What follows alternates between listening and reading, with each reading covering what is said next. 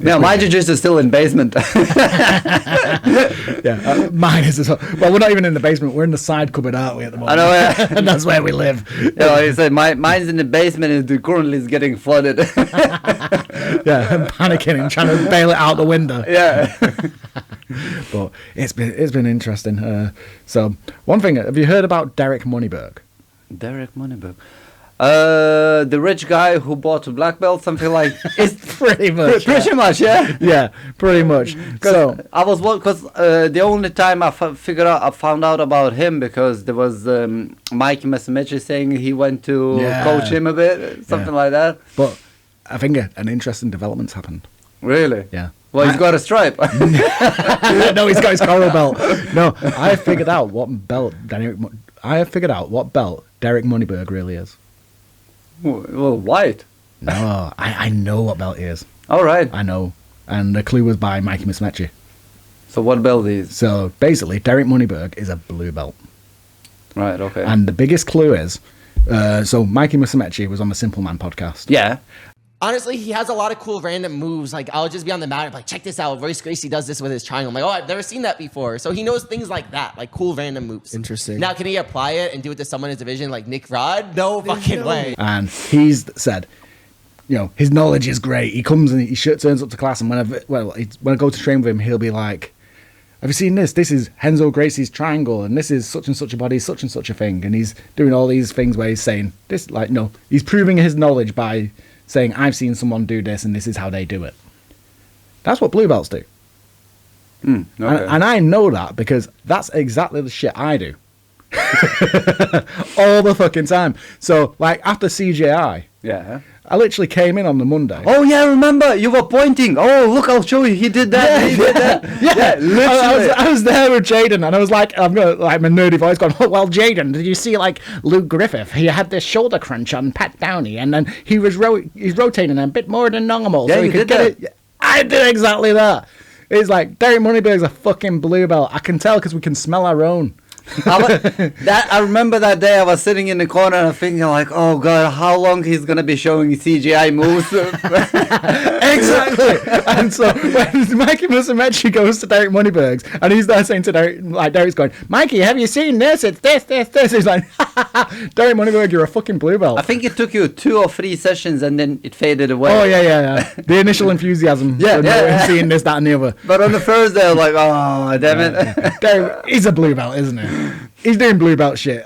That's the shit I do. Yeah. Is that middle-aged man, borderline autistic blue belt shit. Because I was seeing him rolling and he was got confused how to grip on Kimura. I was like, okay. Yeah, and the toe hold. And I think everyone's seen that. And they keep going, oh, that footage just went from when he's a white belt. It's like, yeah, it might have been last year. We don't know how quick he's been promoted. He's like, but it just made me laugh because as soon as I saw the Mikey Messermechi clip, I was like, yeah. He's like, that's me. That's me. I do exactly that. I am self-aware enough to know I'm a not annoying guy. He's around 50, something like that. He's 46. Oh, right, okay. He's 46. Do you know what? I think me and him would be a good match. It was like, he's never had a live roll in his life. Okay. I lie down when I roll.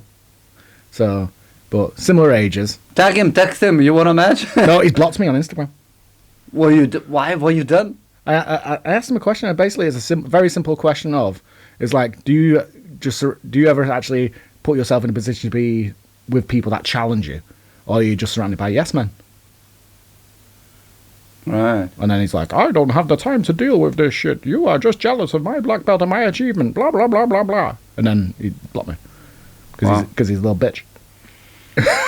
Wow. So, but I was gonna say text him fancy at all, honestly, and then just choke the shit out of him. It's gonna. I've made enough jokes about it on the Instagram and when it first all kicks off. But the challenge to have a scrap is always there for Derek Moneyberg. If he wants to bring his black belt against my mighty blue belt, I'll take him. I don't care. Do you know what? It doesn't matter who you teach, who you're taught by. It really doesn't. The abilities of a student come down to the student. Yeah. And if he's not live rolling, he's not challenging himself. It doesn't matter if he's being taught by whichever Gracie has decided to get a payday or Gordon Ryan or anything like that. Yeah. It's like, you know, It's like in our gym, we have really good teachers, and if you can't be asked learning or Yeah. just you're just going to plateau and you've got to stay at a certain level unless you start becoming a better student. yeah, So, it's it's always down to you. I want to see you and Derek Moneyberg roll. We'll get you past your weird competition fear that you've got. Oh yeah, And we'll just get you. We'll get you to turn weird Martin's mode. I still need to pass that. It takes like 6 matches before you start getting comfortable. I know, yeah. Yeah. It's like, it's a weird one. I know, but yeah, Derek Moneyberg's he's not a black belt, he's a blue belt. He does the same shit I do. Just I do it better. I think I was reading somewhere there was a brown belt in America.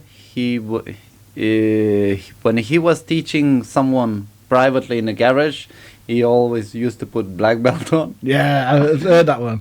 And then you get the ones that promote themselves. The people that promote themselves as well is fucking mental. It's like, could you imagine if I came in one day and was like, put a purple belt on and said to stay promoting myself to blue belt, purple belt, or God promoted me to purple belt. You know what would kill me. You know what would happen? It's like fancy at all. Yeah. It was like, and you would be going home crying and next day bringing your white belt. yeah, that's it. He will roll so hard he'll knock the fucking colour out my belt. Yeah. Literally, you would be downgraded. Yeah. It was like that scene. Have you seen Scott Pilgrim, the film? Yeah. It's like he punched the highlights out of her hair. It's like he jiu-jitsu'd the color out my belt. There you go. Fucking Steve would not take any of that shit. How's the knee? It's good. Knee is great. All right, because I know you mentioned you tweaked it again. It wasn't the knee, it was the elbow. Ah. Yeah, I got Ronnied. Yeah. So. He's the dangerous caveman. Oh yeah. It's like I have once every 6 months I roll a Ronnie just to get that niggle that I really need to carry me through. I do once in a month, something like that. Yeah. It's just to refresh my memory about his caveman strength. Yeah. It's just to keep the trauma levels up, isn't it? Yeah. You're like, oh, I'm getting better on it. And you're like, oh, I'm shit. Yeah. It just crushes the shit out of you. They say diamonds are made out of pressure. Anyone that rolls with Ronnie regularly must be a diamond. Must be. Or just traumatized. Yeah. They just like the trauma. They live there now. They come back from Vietnam. Like BDSM. Yeah. Well, Jiu-Jitsu is a bit BDSM-y, isn't it? Yeah. We're in a padded room. We wear special outfits. Occasionally we whip each other. And we have a strict hierarchy with safe words. Oh, yeah. It's all BDSM. And we pay for it. And I know. And the safe word is stop. Yeah, like, banana, Oklahoma. That's it. You start introducing weird safe words into jiu-jitsu. Yeah. That'd be fun. It'll deal with the tapping issue at CGI. Know where people Brazilian tap and fake tap. I know. It's like if someone's got to shout Oklahoma when about to have their ankle popped. You know that they really are tapping. Well, to be honest, remember when we watched CGI, the second one? Yeah. Those two taps, they looked like a Brazilian tap for me. Yeah. I was like, oh, that's a fake one tap. Yeah. I'm surprised you've not brought that into your game yet. What? Brazilian taps. You have the weirdest jiu-jitsu game where you've based it around tickling wrist locks. Yeah. And it's like, use a Brazilian tap. Yeah, but what I started doing different thing. So Actually jiu-jitsu. No. Oh. We'll get there one day. I'm not in a rush. So basically, you roll with the person. Yeah. And when the bell rings, person lets go, and then I choke him. I'm like, yeah, my opportunity. You're like, there's overtime. There's always overtime. It's like in football, they had Fergie time. Where on a football match, Man United used to always seem to get this extra time at the end of a match, and that's where Man United did some of their best work. Yeah, like they might have won a match. You've got instead of Fergie time, you've got Martin time. It's the last 30 seconds after the bell goes. Yeah. Or the last 10 seconds after the bell goes. Because I know I rolled with Craig, I couldn't choke him, and the bell rang, and he let go, and I started choking him, and it's like the bell is like, yeah, that's for you. You're like a teacher in school when the bell goes and the kids start walking out and he goes, no, the bell is for me, not for you. You're a jack bastard. I love it. Oh, but anyway, shall we move on to move of the week? Okay. Move of the week is... I have no idea. I fucking sent move of the week to you. Really? When? Earlier in the week. I told you what it was. Oh, that's that good shit! Mitch really wants this takedown. Oh, that my was word! That was a lovely. beautiful entry. That was excellent. He might have it. He's Oh had my it. word! That was incredible. What a finish! What a finish! What a finish. Incredible. Highlight reel finish there. Gaz Topple, sub of the day. In 2 minutes and 8 seconds. Wow. Okay, that was awesome. Are you a fan of that one? Yeah. Yeah. That was George Mott doing the flying armbar. Wow. It's really cool. It really is. And it's the best part I like about that is there's a traditional entry into the flying armbar. Yeah. But he sort of like reversed it slightly. So the traditional entry is you're grabbing the elbow, Yeah. the tricep, and you're grabbing the head, and you're breaking the posture down. And as you pull that down, you're getting that arm that you've already got the grip on, and that's the one that you're going to be locking. But George had the opposite arm grip, Oh, right, yeah. but then he threw himself in, and then he got Yeah. it that way. It was a nice. And the way he done it, he didn't jump high. He halfway there pulled the person, Yeah, yeah. and then he put the leg on. Yeah. So in that way, you don't get slammed. Yeah, but that's just the trick that you do. The thing is, if you're doing a flying armbar, you can't jump up to him, because if you're going to jump up and they're vertical, you have to turn yourself horizontal. And you need to jump And be in really the air, high. and you got to jump really high. So you've always got to break posture down. Yeah. And he did a really good job of breaking the posture, but then he went for the opposite arm, Yeah. Yeah. which was the different one, where because his opponent must have just was reaching across, and it's like, no, you left that one open. And it was really good because he broke his posture right down. The other guy was almost horizontal. Yeah. When he went for it, and he was just And when great entry into it. when I've seen that one, I was like, wow. Because when you roll with George, you're like, oh, it's like he's doing well or all that. But when you see that on competition, it's like, wow. Yeah, that's it. It was It's great. like, thank you not doing that on me. But he gets that arm bar so deep as well. It's like, I think it was maturity in his match and his competition Yeah. skill, where a lot of people, when they would have went for that, they would have started cranking it straight away. As soon as they isolated the arm, they would have started going for the lock. Yeah. But what George did was he settled into the arm and got further down the arm. Yeah. So it was really deep in, and that's just really good maturity in waiting for when you need the sub, rather than chasing something that could be escaped from. He got full control of it, which That's was really cool. really good. Really cool way of doing it. Yeah. So are we going to expect that from you then, Martin? No. I ain't that flexible or jumpy or something. Can you imagine me trying to do a flying armbar? Oh no! Remember last time me doing pulling your guard on competition? Yeah. I just literally pulled the guard. I was on the floor and person was still standing. Yeah. You just sit down, don't you? Yeah. But yeah. And Steve said to me, "Stop being lazy." Yeah, stop doing my game. But yeah, George Mott is the opposite of lazy. His rate of work and stuff like that, he just pulls. And the thing is, he wasn't rolling for much for the past few months, innit? I think life's got in the way for him. But Yeah. he did That's what I mean. He did that thing where he went to combat jits, where he hadn't rolled properly for like 2 months. And he just goes in and wins. Slaps the guy up a bit, gets a heel hook, and just walks away. It's like, fucking hell, George. Fucking killer. But yeah, move of the week this week. Excuse me. Move of the week this week is George Mott's flying armbar. Well done, George. Beautiful, beautiful flying armbar. Yeah, that's really cool. Yeah. Do you think Ben can do that? Ben, yeah. Yeah. Ben could do that. Tish could do that. Yeah, Tish could. Oh, if Tish gets it, stealth finger, the stealth grappling comp, that'd be well funny. I know. Tish is flying out. Like, yeah. She'll probably do some like noise like Xena. Oh yeah. And jump like yeah. Yeah. What is our main subject? The main subject has been suggested by one of our most popular guests, Anthony. Anthony. Kenny. Kenny. Yeah. Say his real name, you don't remember it. It's like, I just know him as Kenny. Well, when you said Anthony, I was thinking, okay, I know Anthony Radcliffe, but I thought like, but usually we call him Kenny, so he might not be that Anthony. Yeah. Kenny's made a suggestion, and he's about the importance of stand-up. Oh right. Oh yeah. I've seen the message. Yeah. Yeah. He probably sent you a message, but Yeah, again, he did. It gets lost in all your memes. Yeah.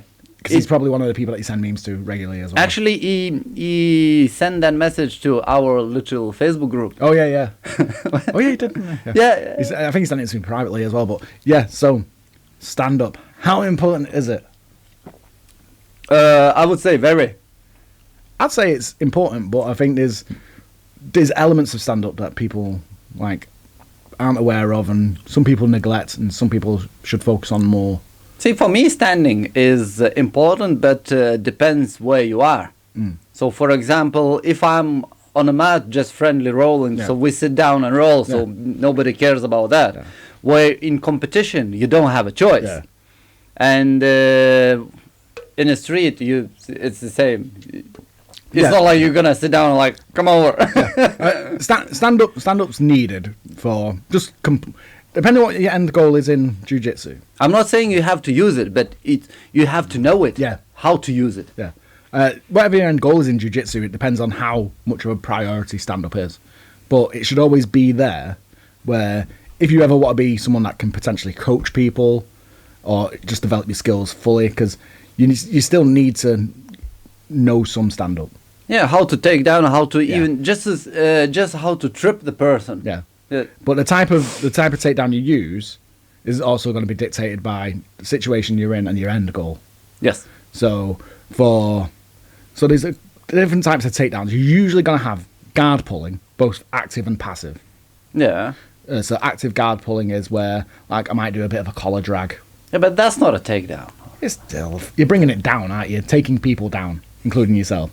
So guard, it's still within the takedown family. So basically, it's the red-headed stepchild of takedowns. So because you do that, you want to feel it. I'm doing because I pull guard. I'm saying it's a takedown, so I'm not like. And you don't feel that bad about yourself. It helps my self-esteem.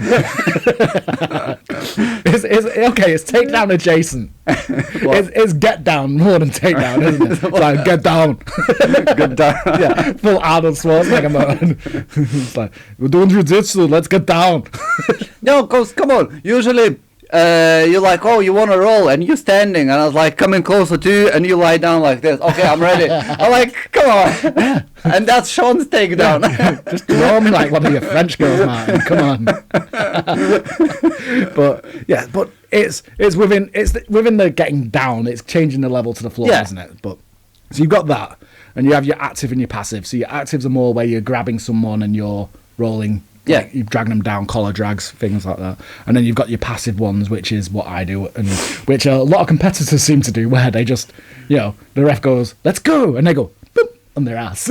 Actually, I've seen a couple matches where, you know when they do pulling guard, but they like jumping at the same time. Oh, yeah. And two people do that at the same time, and they boom, both I love watching a double guard pull. A double guard pull is amazing. Do you know what you really? And they jump and they both land on the ass. Boom. Do you know what I like to call a double guard pull? Yeah. A teddy bear's picnic. They're on a nice little coloured mat. It's like if you just put some teddy bears around and a little tea set, they'll be having a lovely time. I know, they're like boom.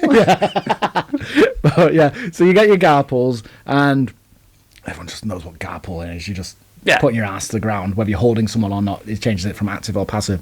And then you've got your wrestling style takedowns. Yeah, so it's like double leg down, single leg, single legs, and you do your penetration step. Sometimes you also got a bit of like the duck unders, when you're going for the back. Yeah. And it's like it depends on the person how they react on you. And and then you also then have your trips. And your more traditional like throws, like your judo throws. Yeah. So I'd say the trips and the throws fall within the same category as well, where you're sort of So the wrestling ones are always interesting, like, because from what I've seen and what I've played around with is there's sometimes a misunderstanding about the wrestling takedowns. Yeah. Is you'll see people when they get there, they just drop under, and everyone's dropping the knee to the ground. That penetration step's important. Yeah. To get you to close that distance and get in there. But And this part, I'm very lazy. Yeah. Usually, if I ever try to do double or single leg, instead of usually my legs are straight and I just slightly. But the thing is, people are lazy for them because they have the misunderstanding. And the simple misunderstanding is just like where your hips are. Yeah. So you don't need to actually drop your knee to the ground and drive in for the penetration step, which everyone's taught because that's the way that grappling is at the moment. Because you only need to get your hips lower than their hips. Mm-hmm. So if you're going against someone that's doing traditional jiu-jitsu where they're a bit more upright and they've just got that base stance, their hips are relatively high.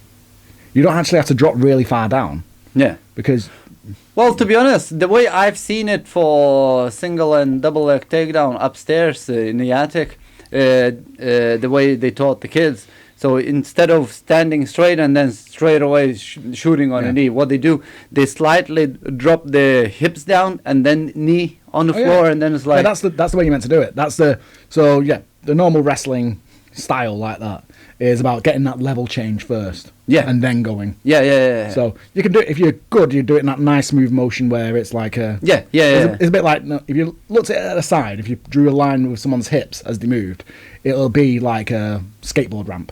Yeah. Things like that. But if your opponent and that you're only really dropping your hips that low if your opponent is low as well.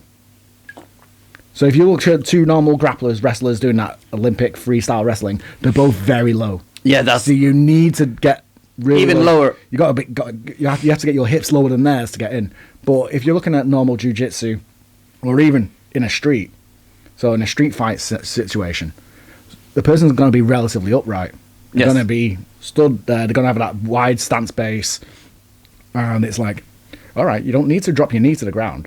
That penetration step really doesn't have to be that low. For you, enough just to drop your hip down and just step forward. Yeah, because all you got aiming to do is get your hip below there. So when you then stand up, you're lifting them up. I tried that. It worked. Yeah, it's simple as that. If your hips are just a couple of inches below theirs, it carries it on. So the wrestling style ones are great, but it's got that little misunderstanding there with the hip height, which I think for a lot of people, especially older guys like myself, where I've not got really that explosiveness, I've not got that power. And I like the gi, and you'll find people in the gi stand up more, because you're fighting for hand grips more, and it's you kind of go at each other, but it's so, but it's that thing of if you're then going to apply it to a street fight, you got that application there. But it's a weird one about the misunderstanding of that, which when you look at some of the videos and some of the instructionals and you listen to some of these high-level coaches, they're saying you can waste a lot of time getting low. You can put yourself at a disadvantage. One thing that does my head in about the wrestling-style takedowns, as from a referee's point of view, and it might be from a spectator point of view sometimes as well, is when you see you see the people when they go for a shot like that, but then they run someone about 10 meters the other way. No, like pushing. Yeah, but they'll get their hip and they'll run, and it's like they're trying to rugby tackle them. Yeah. And it's like it kind of reminds me of that scene. Have you ever seen the film Blindside? Yeah. With Sandra Bullock, and it's about Michael Oher. Yeah. And there's that scene where he just grabs that guy and runs him down the entire pitch. Yeah. And then throws him over the wall. It's like that. It's like, why are you running like that? Waterboy style, going across the mat. It's like, I know people are getting excited and they're not focused on certain things when they're doing grappling, but I've never seen anyone run someone down the mat. Yeah, but when you're rolling and all that, you forget all the but it just makes me laugh to see it, because it's that thing of, and it annoys me a bit on this thing of because I like the technical, I like being a skill nerd and stuff like that, but it's that thing of no one teaches that. No coach is teaching just run that guy down all the way across the mat. No, the coach is teaching you to do it within a very small area. Yes. Because I think with the person, when he has momentum, he thinks like it's gonna work. Yeah. But you don't. The thing is, as well, is you don't see it in America. Well, You don't see it as much in America. You see it more in the UK and Europe than America. And I've got a theory why. And different type of wrestling in the UK. it's no wrestling in the UK. Well, we have. We used to have. We don't have a culture of wrestling in the UK. Not as big as they do in America. Well, I know that, but So what's happening is when we're getting guys in the UK starting jiu-jitsu and grappling, they've not got any of this wrestling knowledge background. So what happens is their instincts of I'm being tackled effectively is to just run back from the tackle. Whereas you look at the American grapplers, who will most likely have some form of wrestling background, even if it was done in their like primary school days. literally everyone. Yeah, because it's done as a gym class. Yeah. Wrestling is a gym class in America, and the sprawl is there. The escapes are better Yeah. from someone doing a shoot. Someone shooting for a takedown on an American will have to meet someone that has some wrestling experience, and even if they don't have wrestling experience that much, people in their class will. So you'll see a lot more sprawls, and it's just this. It's an interesting dynamic there where it seems to be more pervasive in the UK Yeah. and Europe about if you're getting shot at with a takedown, you just run away. Actually, The France escape. Actually, I remembered I tried to do wrestling in Globetrotters campsite. Yeah. And I did that with American Sean. Yeah. And he's a black belt in Jiu-Jitsu. Yeah. And he said he done wrestling for many years. Yeah. So that was a bad choice for me to do wrestling with him. But the skill level for that Oh yeah. just because wrestling is so part of the American culture, Yeah. it changes their stand-up game dramatically. I think the nearest thing we've got in the UK with some form of culture is judo is a bit more prevalent in the UK But as a martial art, especially as people were growing up. Like Kenny started in judo. Yeah, but judo is not And his very kids- popular in UK, or It's is. relatively popular because it's an Olympic sport. It's more popular than wrestling. I'm guessing. I'd say 50-50. I'd say actually judo is probably more Really. to a certain, But not a lot. Not a lot, no. Like the amount of wrestling's popular in the UK in the north, the UK mainly. Well, we are in the north, Yeah, but in like or the south- higher in the north. Yeah, but well, you're looking at the spiritual home of wrestling in the UK is Wigan Ah. because you've got the Snake Pit up there. But Lancashire is a What do you strong. mean snake pit? Snake Pit is a wrestling club. Oh, right. And they're absolutely brutal and literally people from around the world go there to train there. Really? Yeah. So also it's a bit closer than going to Dagestan. We'll go to Wigan for 2 years and forget. We'll send you to Snake Pit. I'll go and stay with Ben. And we'll see who does well. Yeah. Who lives longer? Yeah, who lives longer. But in the UK, it's the history of grappling in the UK. The Lancashire was the main area where up and down wrestling was. Right. Okay. Yeah. So Makes sense. Yeah. So catch wrestling and that style was developed mainly in Lancashire. So that's what I'm thinking. in the America, they got like a wrestling, and UK do more catch wrestling. We do more catch wrestling here, yeah. Yeah. It's folk wrestling. Yeah. And America's more the collegiate Olympic style wrestling. Yeah. That's what I was thinking. Different. But the wrestling in the UK is not that big outside of the north, really. So Jiu-Jitsu way bigger. In the south, judo is more popular as the stand-up takedown art. Right. Okay. But then that's before jiu-jitsu came along. Yeah, but it's still jiu-jitsu. It's more popular in UK than the rest of them. Oh yeah, now it is. Yeah. Jiu-jitsu is massive in the UK, so It's growing. yeah. That's It's what, growing. that's what we need. Yeah, I was gonna say one of the things I was thinking about recently is like we need to start putting recruitment criteria on Right. for coloured belts, and because I'm sick of having too many purple belts and brown belts in the club. So what we need to do is now. What do you mean? There's tons of white belts. So what I'm thinking is this is a worldwide thing. Every year, a purple belt needs to bring in one person. into the club that's brand new. Brown belts need to bring 2 people in, and black belts need to bring 3 people in, and that means Why we don't start from a blue belt? That blue belt brings 1 belt, and then because it's people I want to beat up. I don't want to beat up my friends that I know are from outside. I've got to talk to them. I would. You got no friends. Then. So I'm alright. You're just inviting all the guys off the work site, aren't you? Oh yeah, that would be awesome. Yeah. But back on subject. So you got the wrestling. Yeah. Nah. But then we got the judo style takedowns. Yeah. Which are important. And the judo's a really interesting one because you got the throws and the trips. And I'm a fan of trips. Oh, so When I do takedowns, trips are where I like to go. So Sean, when it comes to, let's say, wrestling got takedowns, judo got takedowns. Yeah. Does jiu-jitsu have original takedowns? Because I'm not that super geeky, so I don't know. Here's a secret, Martin. What? It's a really badly kept secret.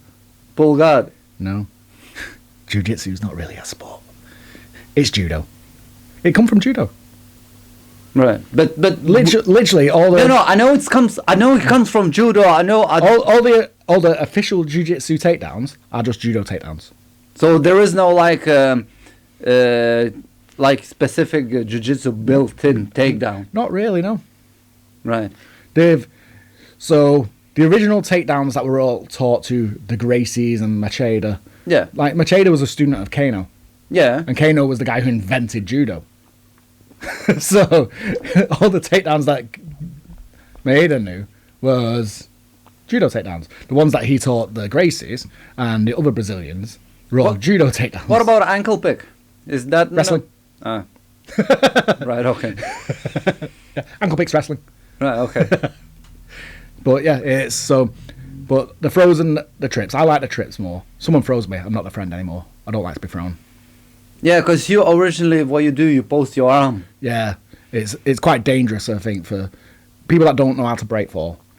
If you don't know how to break fall and you're being thrown, what you should just do is eat the mat. So keep your arms in, just eat the mat. It's better to have a bruised rib than a broken arm. Yeah. Well, see, that's why originally I wanted to try training a bit more judo as well, because it's not just that I could throw a person down. That I would know how to fall down myself. Yeah. Because if someone lifts you up, you still go like that. Yeah, it's instinct, isn't it? Yeah, to put yourself out. Because yeah. you want to stop what's coming at you. So and you need to get done that many times just to get that arm out. Yeah, but it's the judo ones are, not being thrown, but the mechanics of them are interesting because I'm a big nerd. You know me. I love working things out. Oh, I know Big George. He does judo. Yeah, George Life. He's yeah. He's I think he's a green belt now, which is some random belt. All right. No. Oh yeah, I know. It's I think it's the third. I call belt, him Powerlifter George. Yeah, yeah. He's a strong boy. Oh yes, he's gone big now. Yeah. I think he was saying he's like 100 kg. Yeah. I was like, whoa, I'm not rolling with you. Yeah. He's like, you're a big boy. So I've lost a bit of weight recently, so I'm like, I don't want to roll with these big guys anymore. I was like, you look like a bit shrinked. Yeah. He shamed me with my picture and made me feel bad, so I've been dieting really hard. So you see, it motivated you. In a way, I know you tried to unfriend me, but we went together to Germany. But but you don't know the secret of my motivation, Martin.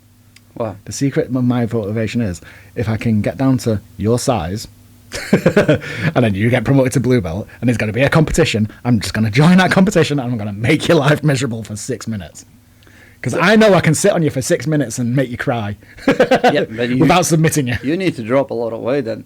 That's fine. How is it like around 85 you are now or 90? I think I'm 92 at the moment. So what category do you fight in? 77. Right, I can make you bigger than that. So the thing is, because I was cycling a lot, so because of that, my weight dropped down even more. So now I think 74. Have you ever seen Mean Girls? I heard it, but I might seen it a long time ago. There's a scene where they this girl says she's got these weight loss bars. Yeah. But they're really not weight loss bars, they're weight gain bars. It's like, that's what I'm going to do to you. It's like, man, this is really good for you. And it's just going to make you fat. It's like, I don't have to get down all the way down to your weight. I can make you chunkier and bring you a bit in the middle. And then... you fight in absolute, though. I can get you in an absolute. Oh, that's amazing. Oh, blue belt absolute. Actually, you know... I'm going to stalk you, smooth comp. Oh, my God. No, actually, you know what? We can do that together. Literally book in and do... We'll stack the bracket. Yeah. One of us will end up on a podium somewhere. I was thinking, even though if we would do blue belt absolute, yeah, and imagine you and me in the same only two of us. Yeah. We get on the podium. Anyway. Oh, we can do an even better one. What? We can do a grudge match at Ikigai. Grudge match on Ikigai. Yeah, but who's gonna be refereeing? We'll get Steve. All right. Steve will referee us two morons fighting. Okay, yeah, we could do that. Why not? Yeah, we'll have to do it. Like a super fight. Yeah, Super idiot fight. what's the opposite of super? I don't know. The battle of the morons. yeah.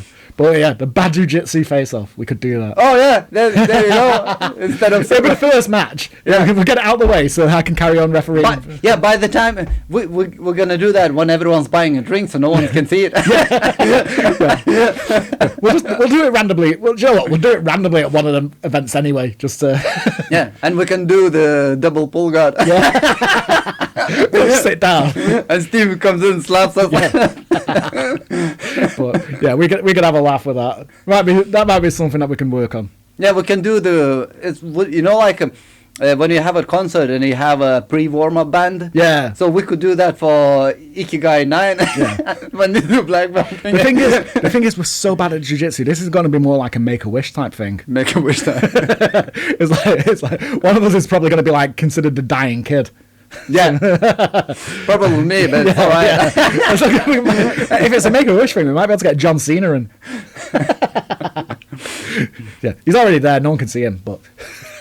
Well, if that comes to that, if you're not pulling a guard, I'll do double leg take. Double leg take down anyone. I'll be practicing. On who? I know the coach, very good one.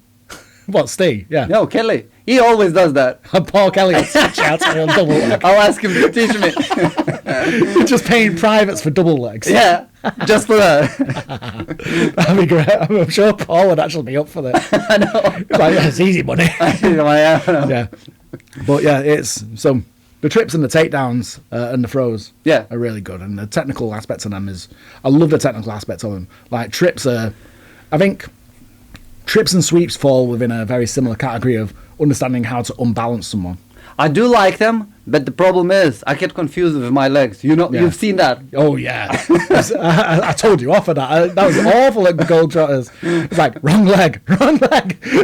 But the thing is, it's not the wrong leg really, because it might be the wrong leg for that specific technique and whatever. But it's because I don't do that very often. But I think when it comes to trips, if you understand why someone trips over, the mechanics of it then are just, you make them up. So, me being a math, physics, sciencey nerd, tripping is very easy to understand when all you need to realise is, if you imagine the contact points on the floor form a shape. Yeah. And you have a line from their centre of mass going straight down. And it always goes straight down, vertical, towards gravity. Well, I'm thinking where the shoulders are, that's where they're going to lose the balance. But I'm going scientific here. Yeah. So you have your shape, which is projected onto the ground where your points of contact on the ground are. Yeah. You have your centre of mass imagine it as just a plumb line. Yeah. That comes from the centre of mass where the solar plexus is, through their body, down through their arse, goes to the ground. Yeah. If you can make that point of the centre line lean to outside of the bottom shape, they're off balance. Yeah. And they're falling. Any shape which has that nature where their contact point and their centre of mass are not aligned, they fall. Just past the leg. And that's all you're doing when you're tripping and sweeping someone. Yeah. Is you're just moving their centre of balance over their points of contact. So a simple one would be something like the John Wayne sweep. where you're just getting your weight, you're getting your hips underneath their hips. Yeah. And basically what you're doing is you're removing their contact point with the ground by getting under them. So their contact point on the ground is just going to be their legs.